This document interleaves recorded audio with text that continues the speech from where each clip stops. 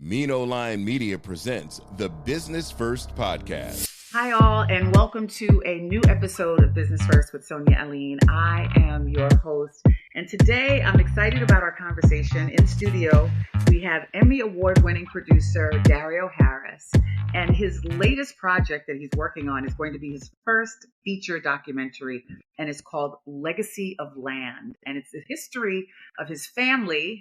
And I'm excited for him to tell us, what inspired him to want to do this story and how soon it's going to be done so we can all watch and support it. So welcome, Dario. How are you? Hey, how's it going, Sonia? First off, thank you for having me on the show. I truly appreciate it. And it's an honor to be here. Thank you so much.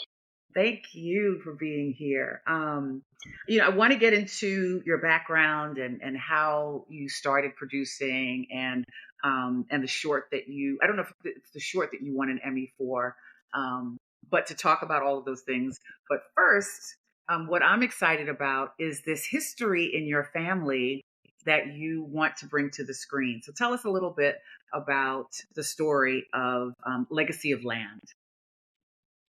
So the story of Legacy of Land is my great-grandparents, James and Bessie Ham. And I grew up in a small town of Boston. I've lived in all the major cities, especially being military. I have family in South Central. I was stationed in California. I have family in Miami. I've lived there. Home is Atlanta. I have a huge family here.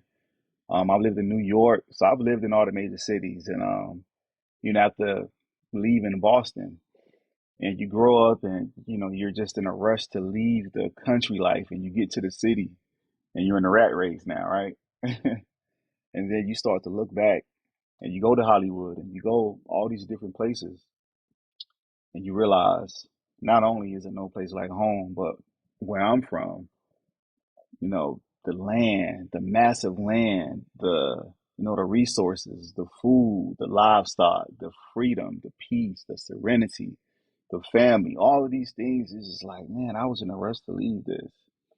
And now, especially since the pandemic, homesteading and having a family compound has become popular now.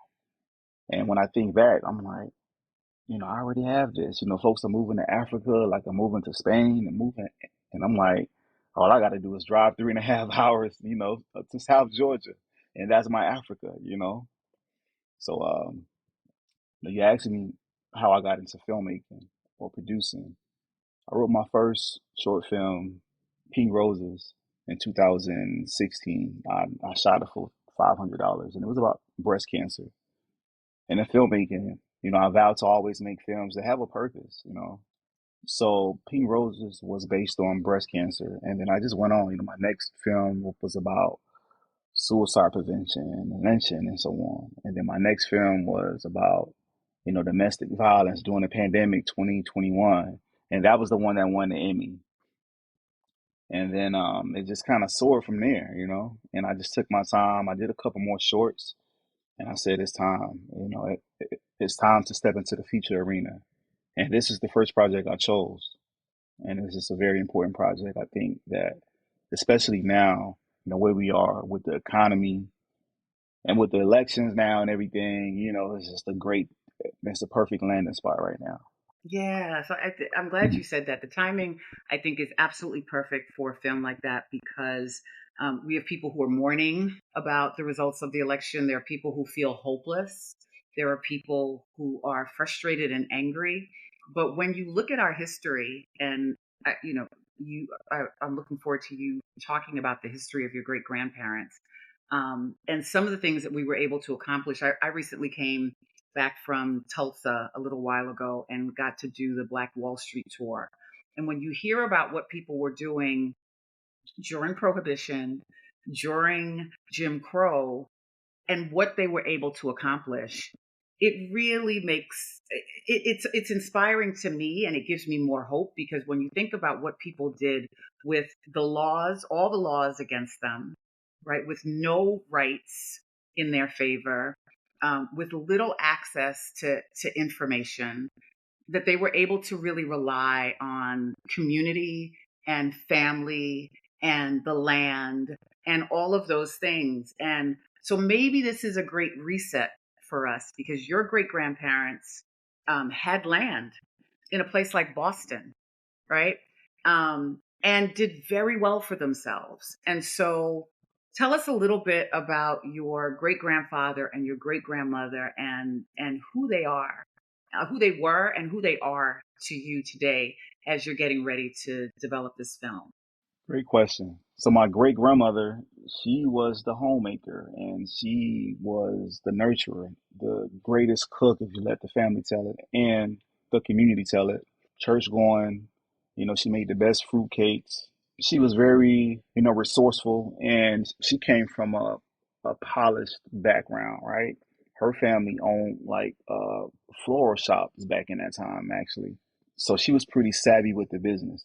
James Ham, my great grandfather, he wasn't as savvy with the business, but he was loved in the community. He was a hustler. He knew how to make a dollar. So as the money came in, she would manage everything pretty much. And to be honest, I wouldn't have a documentary to tell or show the world if it wasn't for my great grandmother. Because when the land started to fizzle at one point, she had the wits and the knowledge back then in the 40s, 50s to go and put the remaining land in air property pretty much back then. But James Ham was he was a bootlegger, he was a mason, and he was well loved and respected. And back then, having that much land was powerful, not just to a black man, but for a white man too, to have, you know, so many acres, at the height of his career, it was said that he had acquired 1,500 acres, but he had only paid for about 500. But 500 is still, it's just still a lot. And as far as I can remember, it's just ironic, just being there pretty much and growing up. And even now with filming, because when I was doing this project, I kept fact checking like a lot of things. I was like, I want to make sure that I'm doing my history on the violence in Boston. And when I spoke to my great uncle who just passed at 89, down to myself, it was no lynchings. It was nothing crazy pretty much. But 15 minutes away, I had a classmate, getting his throat slit for being black, right? And I was able to leave school and go back home to Boston, 15, 20 miles away. And I was always in a safe haven, staying out late pretty much. And, I was just well protected. And I'm not sure if that was because Boston was a safe haven or partly because of my great grandparents were so respected because they had the power and had land. So, yeah. There was something that I had found on your social media where you said James, who's your great grandfather, James knew how to get it and Bessie knew how to keep it. That's And it. so That's it. That's it.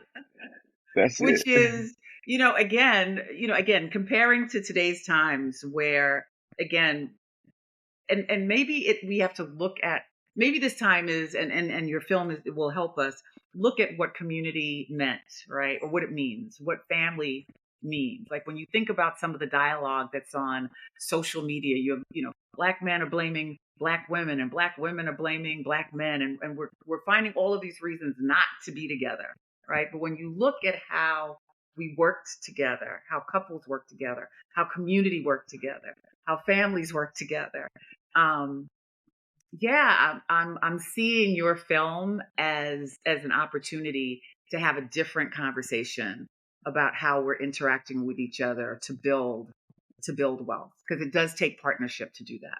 True partnership and doing my research and speaking to, my aunts and my uncles that were raised by James and Bessie. They were like night and day, right?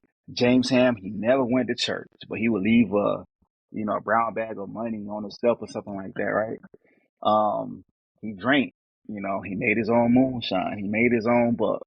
And they kind of lived in two separate parts of the home, but they had this deep respect for each other, right? So in the front of the house, it was, it was more manicure. It was close to the kitchen. It was a troller, pretty much a record player. My granny would have her her tea and her, classy people over and everything else. But as soon as you get to the back of the house, as soon as you get to the back of the house, it was different. It was a lot different. It's James Ham, his friends, and they're drinking and passing the moonshine. But even in that, though, it was still a lot of respect. Pretty much, he didn't let his friends come over and be disrespectful at all. Pretty much, and he always kept the kids and adults separated, which is different from today. Like he didn't let the kids hang around grown-ups, and he protected the kids. All the kids felt safe, and Bessie made them feel warm, and she fed them, and James would teach them things. It was just different. It's just different. What have you learned about? Because you talked about how the pandemic. I think for a lot of people was also a reset. And so, as you're doing the research, as you're learning more about your family, what lessons are you coming up with, or what are you feeling about what your legacy is becoming? I feel like that thing I've been chasing, with fulfillment and my purpose. I've always had it. And I feel like, I've never needed like too many friends because my family is huge and we have like these family reunions that are so structured and organized, and we have panels. I've been blessed to have family reunions to where my pillars would speak at a table and just tell us about the times and where they come from and where we are today and everything, down to myself. And I've learned that I'm already fulfilled pretty much. I don't need much. And I just feel like, you chase the city lights. A lot of people chase the city lights pretty much. And then you realize, like, man, there's nothing wrong with the city life. I do, I have to be in the city sometimes. But when it's all said and done, a lot of people are leaving the city to go thrive in the country, because it's healthier, for one. It's peaceful. It's a lot more peaceful, and it's safer. And I don't care if it's, the countryside in the US or Africa or Spain, pretty much, everyone is chasing that countryside somewhere. And it's all about community and family. I've always known that and seen it, but to hear the stories of my granddad, he was so well respected. There's so many stories that are gonna come out in this documentary about James Ham. You're gonna be like, oh my, like from him selling the local authorities, moonshine, and the feds coming to his house, but not arresting him, but saying to just turn yourself in because he was so well respected. And when he gets there, it's just like, sign this and you can go like wow. Back then, not being hung, it's just like, wow. And I'm trying to move here and there. I'm like, man, I could just move back home and just get a couple acres. I'm good. Good. You and I do want to say their names, James Ham and Bessie. Was Correct. it Bessie Oliver Ham? Correct. Bessie Yes. Oliver Ham. Yeah. When did you figure out that you were a storyteller? And one of your quotes I found said, representation is important. That's why I write. And so was that when did you learn that you are indeed a storyteller and that stories, that's your purpose, telling them and enlightening and teaching through stories? I was living in Miami at the time, and I was living with my dad and my stepmom. And my dad and stepmom are, Jehovah's Witnesses, right? So I wrote this poem because I was missing my, mom and my sister at the time. I moved away, for like a year. And, I wrote this poem called Christmas Days, right? And it was a nice poem and it was a nice story. But my dad being a Jehovah's Witness, he doesn't celebrate the holidays. So he changed it to like, winter days or something like that. And, it was a great story. So good that they made me read it at school on the intercom when I was 9 years old, right? And I just knew I was on to something at that point. I was just like, okay. And since then, I started writing poetry. Pretty much, I probably still have over like 200 poems.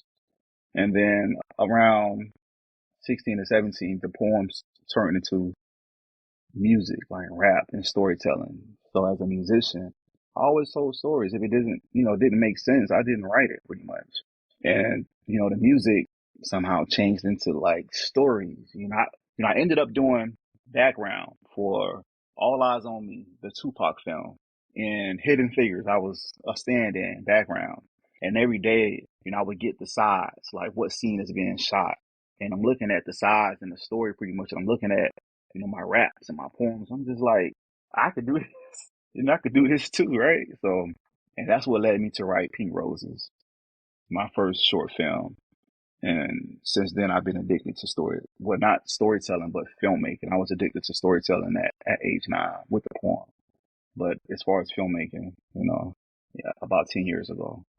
What advice would you offer to people who, I meet people all the time who have stories to tell or want to write a book or because of the technology now would like to do something on video or on film.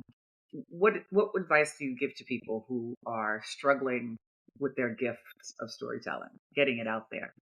I think a lot of people, even myself, you seek perfection. And you don't want to do it unless it's like a high-end production. And you don't want to do it unless you could have certain cast members and so on. But, I wouldn't be here talking to you if I didn't just save my own money and spend a couple $100s and write my script and just shoot it and just start to, garner attention. So, don't be afraid, do it. And network across. A lot of times people try to network up. They try to talk to people that are so far, you know, beyond them. Like, start with your community and friends and seek that talent and give them jobs pretty much and just network with them first, you know.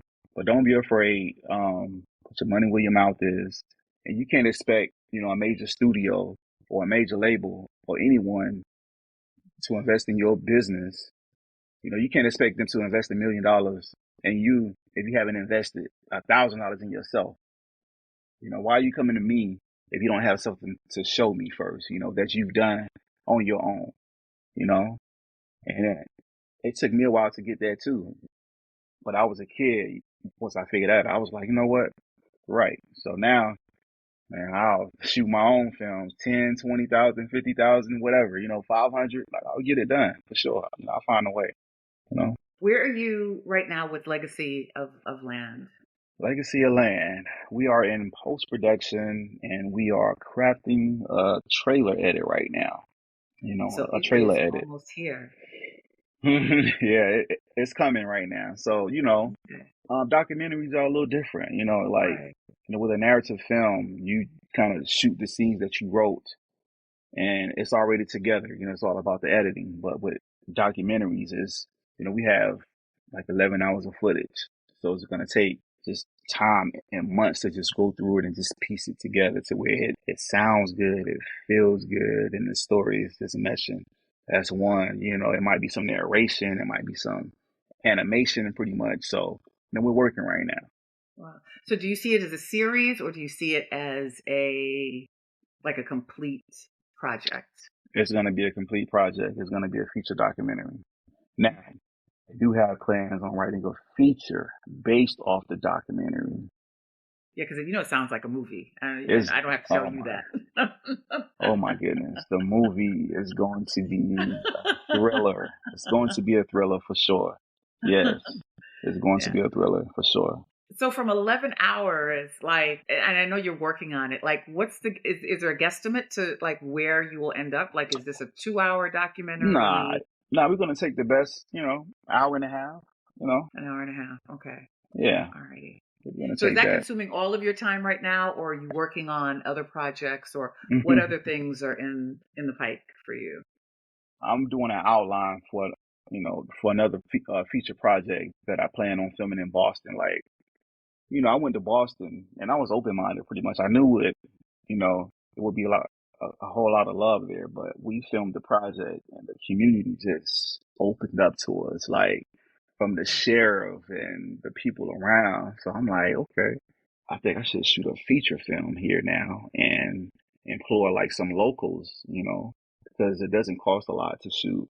And it's home, it's family, very, respectable and just full of unity. Like when we filmed there pretty much, we would get breakfast every morning.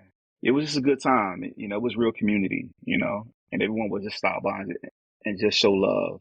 And my crew just felt so at home and at peace. It was like, man, I can film documentaries, like all the time. I'm like, man, it's one of the best film sets I've ever been on. And if I could just keep up that feeling, anyone that joins me on a project, pretty much, as a soldier as well, like I always try to make people feel comfortable and ease at what's going on, try to protect everyone as far as the women and the dangers. But it's just me being a soldier, it's just me being a leader.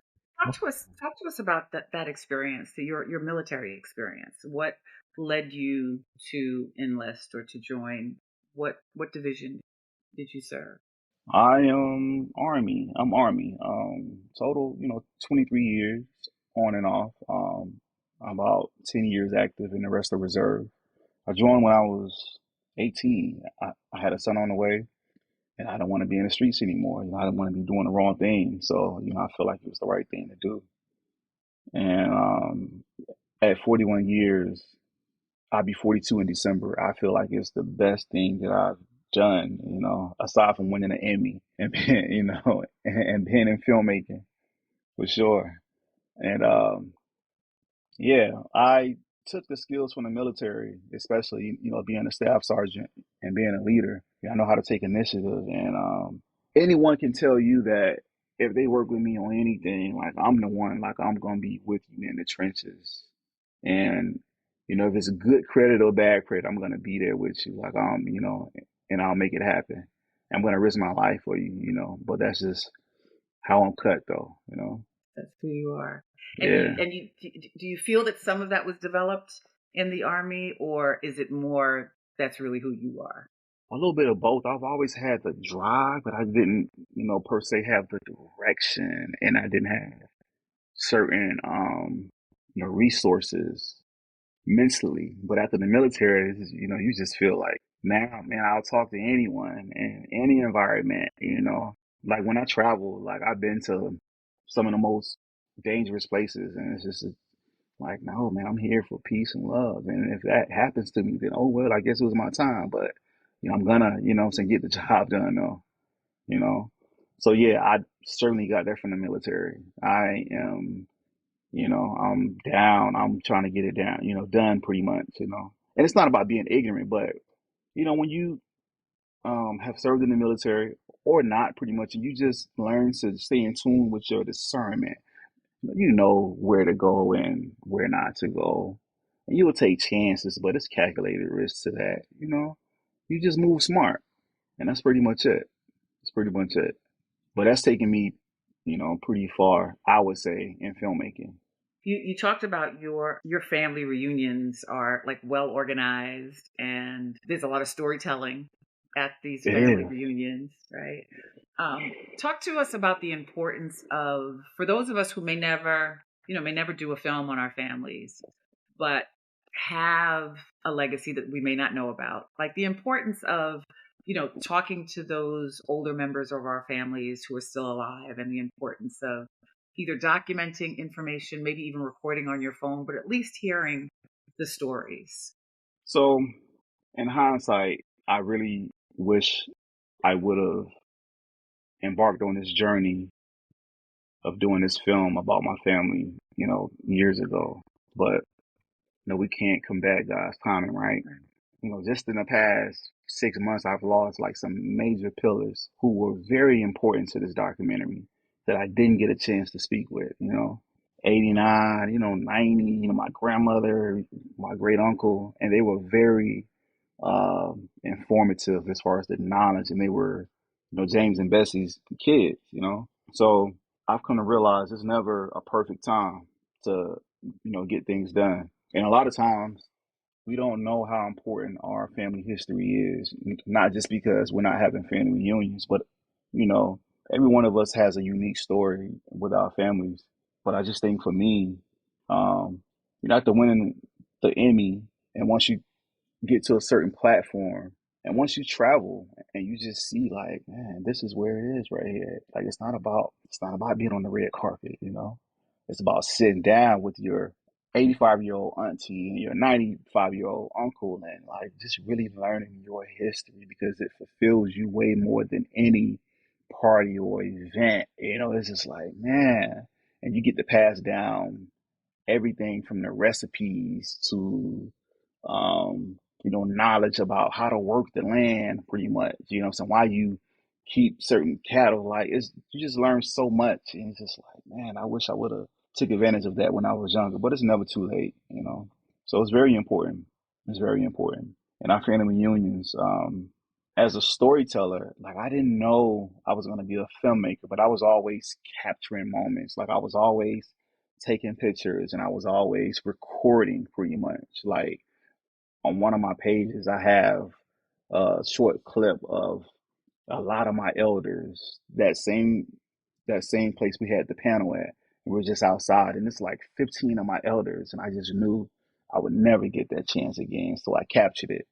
And that's how, I always feel about those moments. I could see, and I'm always writing scenes in my head. It's like I'm talking to you and I'm thinking about scenes and movies and everything. And when I hang with family and they're telling these stories and I'm just, the kids are playing pretty much, I'm always just thinking of scenes and things. And yeah, I've always been a storyteller. Always. That's wonderful. So are you, what's the process after you complete it? Is it to sell it? What does distribution look like, and how will people have an opportunity to see it? So we have some prominent leads. I'm certain that it's going to land somewhere, nice. Netflix, Apple, Peacock, Tubi. It's just a matter of us. I haven't got that far, but that is on our calendar, and we are having, small meetings about that. One of my producing partners is, he's at Sony Pictures and everything. So, we do have our, leads and connections, but the main thing is really finishing it pretty much and doing all the paperwork with just getting everything together. So first things first. But it's gonna land somewhere great. It's going to be sometime in 2025. I can't say the beginning or middle, but it's definitely gonna be a great release in 2025 for Well, sure. that's soon. So That is. that's good. So I can see the one Emmy in the back, and the goal is we see a lot more stacking up for you. And Thank you so absolutely much. after this documentary. So we would love to have you back to talk about your future projects, and even before you launch the documentary, so we can talk about some of what it looks like in its final Yeah. stage. Yeah, I would Yeah, love to invite you guys to the screening. We'll have a private screening somewhere, you that would know. be wonderful. So yeah, I would love to, I do want to do at least one or two, private screenings here in Atlanta maybe. And yeah, just have some special guests, like yourself, for That sure. that would be Yeah. wonderful. So we are all looking forward to it. Thank you so much for telling the story of James and Bessie and sharing the inspiration that they brought to you, but through film will also inspire a whole lot of other folks, I'm sure. Yeah, I want this film to spark conversations on the importance of trust and wills. Mm, Their property, right? Because that's the reason I'm able to make this film because, I'm still free to roam on this property. My great right. grandparents, they took care of business. So, I'm still good to this day and it's going to be that way for generations if I have anything to do with it. So yeah, I just want this film to spark those conversations that we just always assume that, oh, I have enough time. We still have time, and we don't have time. I'll tell you right now. I just had an accident 2 days ago. I was in my attic and I was changing an HVAC filter and I stepped back too far and I thought it was solid. And my right foot fell through the ceiling, put a hole in the ceiling, and I landed on a 2x4 stud, and I fractured my sixth and seventh rib, and I collapsed my left lung. So, I'm talking nice now, but oh my goodness, I was in the hospital for half a day, and they were trying to see if I needed surgery, a chest tube insertion. So Oh my my gosh. PR was like, "Are you good for the podcast?" I was like, Oh no. I'm here." I'm Oh here, man. no. Well, that's the soldier in me. Now, if I bend Oh, down too far, you'll hear me screaming. But like now, just sitting ah. still talking, I'm good to go. I'm good to Well, you go. are indeed a soldier, because no one would know except that you told us, because Yeah. I mean you spoke with such clarity, you look comfortable. I mean the audience can't see you, but you look like you're at ease. But you're managing pain, huh? Oh my goodness, I can't laugh too hard because Ah. Oh yeah. Oh yeah. Well, yeah. Well, I am exceptionally grateful. We are exceptionally grateful that you made it. PR guy, I guess is that what they call standing on business. Oh yeah. For sure. My You guy. made sure that you came. I appreciate that. Yeah, but absolutely take care of yourself. We need more of you here to continue to tell these stories. And yeah, wishing you a speedy and successful recovery as well as you're doing your work and as you're, taking care of yourself. To you, Sonia, thank you. You are awesome. I truly appreciate you. So KJ, I said the same thing. Like he's a wonderful producer. You guys keep it up, and I'll be back. And let's keep in touch, okay? For sure. Absolutely. Absolutely. Thank you so much. And thank you all for listening. We'll be back again next week. The Business First podcast is hosted and produced by Sonia Alleyne. Executive producer Ken Johnson. Find the Business First podcast on Apple Podcast, Stitcher, Spotify, Odyssey, iHeartRadio, Amazon Music, TuneIn, or wherever you get your podcast. On social media on IG at business_first_podcast. Follow the Mean Old Line Media Podcast Network on IG at Mean Old Line Media. Get the Mean Old Line Media app in the App Store or Google Play. The Business First Podcast is a Mean Old Line Media production.